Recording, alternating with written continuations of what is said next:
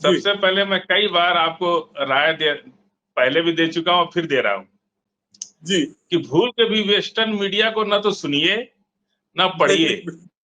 नहीं, मैं बता रहा हूं आपसे, मैं तो हेडिंग तक नहीं देखता उसकी।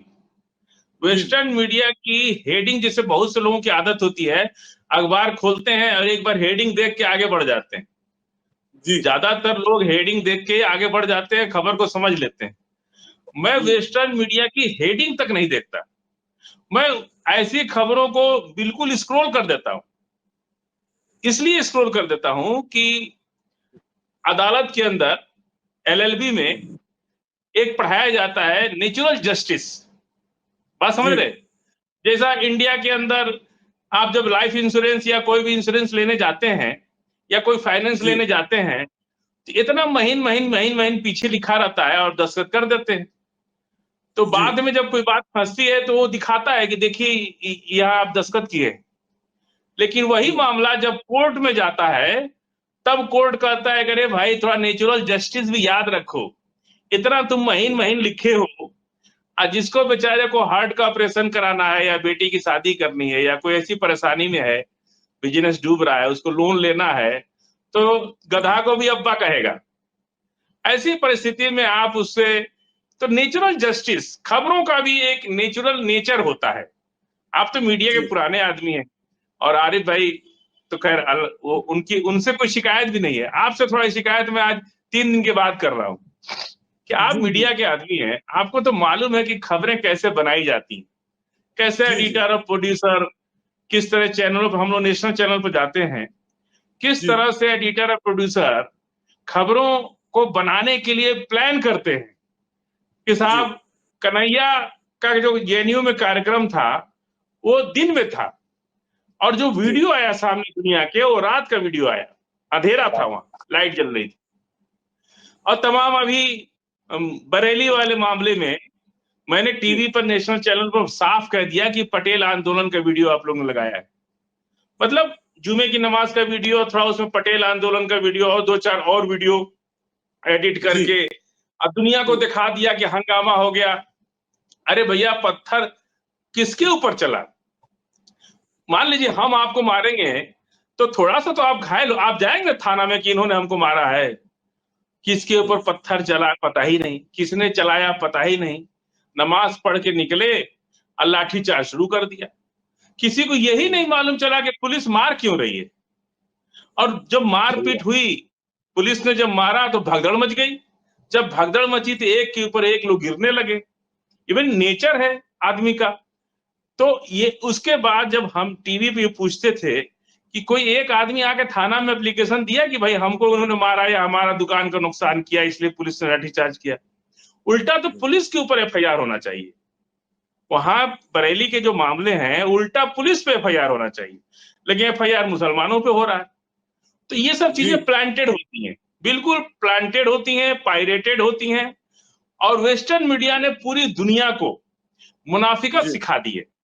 पूरी दुनिया मुनाफिक नहीं थी, लेकिन वेस्टर्न मीडिया और वेस्टर्न कंट्री ने वो झूठ इतनी सफाई से बोलते हैं कि झूठ जो है बहुत सच लगता है। इसलिए मैं उनके जाल में नहीं फंसता। अगर आपने वेस्टर्न मीडिया की खबर देख ली और यकीन कर ली तो समझ लिए कि आप पूरी तरह से जाल में फंस गए। पहली तो देखिए मत।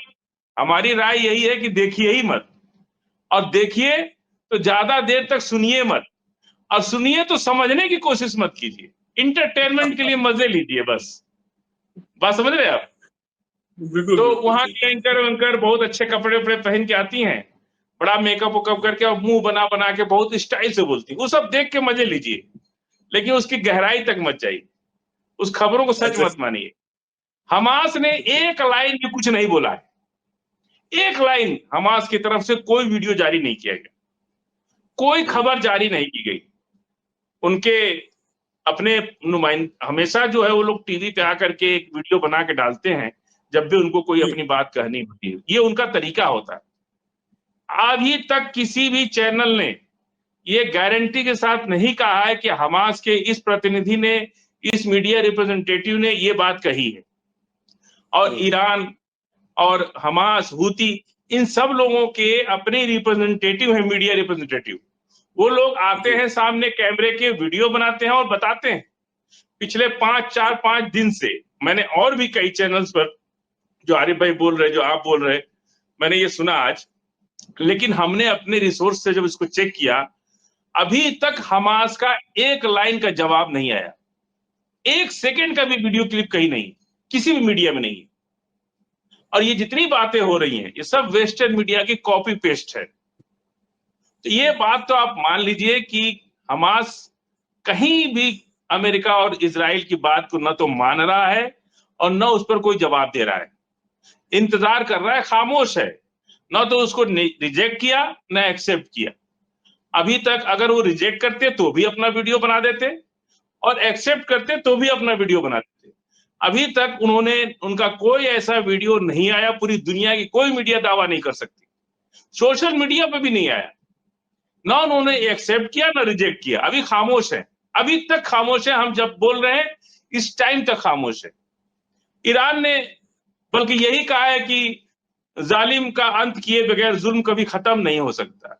यानी रावण जब तक मारा नहीं जाएगा तब तक तो सीता आजाद होंगी नहीं। समझ रहे आप? क्योंकि वो मानने को तैयार ही नहीं की थी, किसी कीमत पर नहीं मानने को तैयार। पूरा फिलिस्तीन, गजा पट्टी और उनको वेस्ट बैंक, इतने ही नहीं, जॉर्डन, मिस्र, इजिप्ट, और अभी आरिफ भाई कह रहे थे इराक, उसमें ईरान का भी कुछ हिस्सा है। सीरिया तो पूरा है, टर्की का भी हिस्सा है उसमें। जो उनका ग्रेटर इजराइल का जो सपना है, गोलान हाइट तो पूरा है उसके अंदर, टर्की का भी हिस्सा है। और वो जो अभी एक सरेंडर हुए, वहां से लेकर के और पूरा तुर्कमिस्तान तक, समझ रहे हैं आप? मतलब अरब का 70% हिस्सा इजराइल के अपने नक्शे में दिखता है। और अरब का तो बहुत बड़ा हिस्सा दिखता है, सऊदी अरेबिया का, मक्का और जद्दा सब उसमें दिखता है। तो ये क्या बच जाएंगे लोग? एक एक करके नंबर सबका आएगा। अभी फिलिस्तीन का मसला है, और इसीलिए फिलिस्तीन के नाम पर अरब की आवाम एकजुट है। और कल आरिफ भाई ने कहा कि आग तो लगी है, एक्सेप्ट किया आरिफ भाई ने कल, मैंने इनका सुना, ये बोले कि आग तो बहुत लगी है।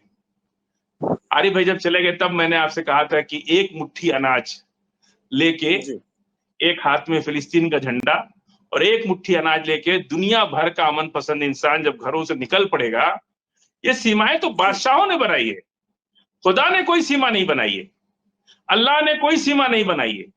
सीमाएं तो बादशाहों ने बनाई है। इन सीमाओं को उनकी आवाम के लोग तोड़ देंगे, और दुनिया में एक ऐसी क्रांति आने वाली है जिन जालिमों का अंत करेगी।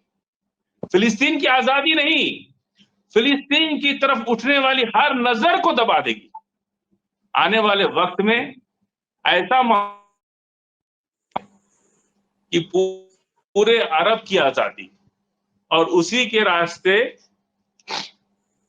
पूरी दुनिया की आजादी, जहां पे अमेरिका, और आज अमेरिका जो है, मसला चल रहा है यूक्रेन का, बेहद नाराज है, पेट्रियट मिसाइल दे रहे हैं। और यूक्रेन में मिसाइल जो है नेटो कंट्री के माध्यम से दी जा रही है। इसको लेकर रूस भड़का हुआ है।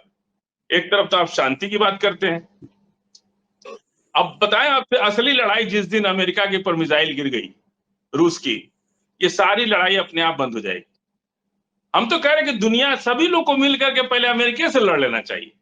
ऐसे भी लोग अमेरिका से लड़ रहे हैं, चाहे रूस यूक्रेन के बहाने लड़ रहा है तो भी अमेरिका से लड़ रहा है। गजा फिलिस्तीन अगर लड़ रहा है, गजा यूती और ईरान मिल के लड़ रहा है तो भी अमेरिका से लड़ रहा है। इजराइल से नहीं लड़ रहा है, वो अमेरिका से लड़ रहा है। और अभी south Korea, north Korea, south Korea में अभी कहाँ की कुछ बात कर रहे थे आरिफ भाई, कहाँ की अभी कहाँ के आप कर रहे थे अभी, जहां मिसाइल गिराया है, वेनेजुला, हाँ, उसके साउथ। अभी अमेरिका को कितना फंसा रहे ये लोग, ये अमेरिका को भी अंदाजा है, लेकिन वो बोल नहीं रहा है। अमेरिका बेहद घबराया हुआ है, इसीलिए उनकी बार बार टेरिफ और तमाम तरह की बातें, कभी इनसे गले मिलते हैं, कभी उनसे गले मिलते हैं, कभी उनको धमका रहे, कभी उनको धमका रहे। इसीलिए धमका रहे, जब पहलवान अखाड़े में पटकने लगता है, पटकाने लगता है ना, तो दांत काटता है। ये नेचुरल है। कोई पहलवान जब अखाड़े में लगता है कि अब हम पटका रहे हैं, तो पहलवान को दांत काट लेता है, कुछ देर के लिए हमको मौका मिल जाए। वही हालत अमेरिका की है। जी।